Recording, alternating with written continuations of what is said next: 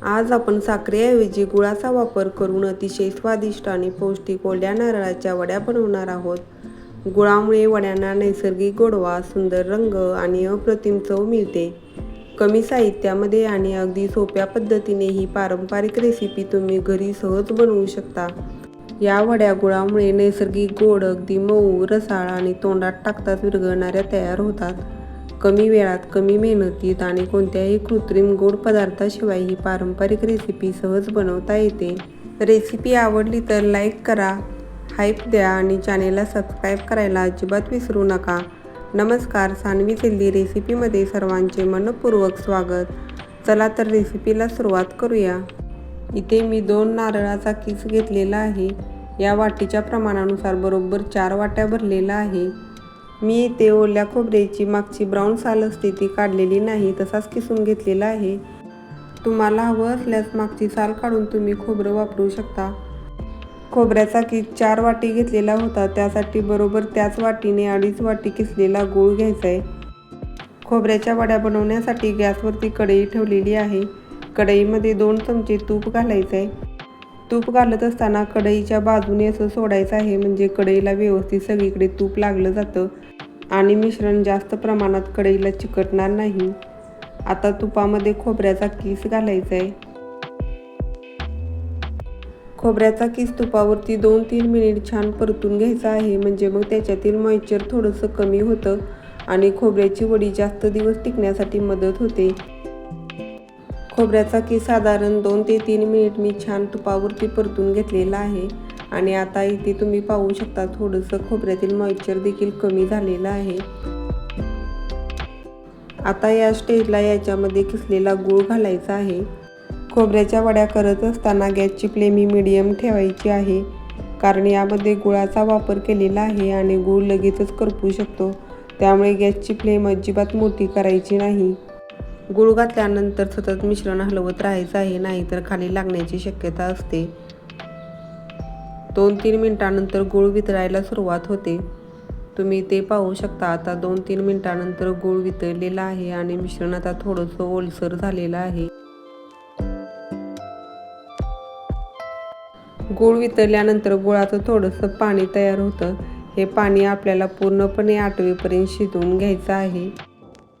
सहसा खोबऱ्याच्या वड्या बनवताना साखरेचाच वापर केला जातो, परंतु तुम्ही एकदा गुळाचा वापर करून वड्या बनवून पहा. चवीला अगदी अप्रतिम लागतात आणि थोड्याशा मऊ देखील होतात, तसेच आतून अगदी रसाळ देखील तयार होतात. आता 10 ते 12 मिनिट हे मिश्रण मी सतत हलवत शिजवून घेतलेलं आहे. तुम्ही इथे पाहू शकता, जे गुळाचं पाणी झालेलं होतं ते पूर्णपणे आटलेलं आहे आणि मिश्रण थोडंसं गोळा व्हायला सुरुवात झालेली आहे. आता या स्टेजला गॅस थोडासा बंद करायचा आहे आणि एका चमच्यामध्ये थोडंसं मिश्रण घ्यायचं आहे आणि हे थोडंसं फुंकर मारून थंड करून याची एक गोळी बनवून पाहायची आहे. गोळी बनवत असताना तुम्ही ते पाहू शकता हाताला चिटकत आहे, म्हणजेच हे मिश्रण वड्या बनण्यासाठी अजून तयार झालेलं नाही. आता पुन्हा गॅस चालू करून हे मिश्रण थोडा वेळ शिजवून घ्यायचं आहे. आता या स्टेजला फ्लेवरसाठी थोडंसं जायफळ किसून घालायचं आहे, कारण यामध्ये गुळाचा वापर केलेला आहे. त्यामुळे गूळ आणि जायफळ असं कॉम्बिनेशन अगदी छान लागतं. परंतु जर तुम्हाला जायफळ घालायचं नसेल तर वेलची पावडर घालू शकता. अजून 4 ते 5 मिनिट हे मिश्रण छान शिजवून घेतलेलं आहे. आता हे मिश्रण खूपच घट्ट झालेलं आहे.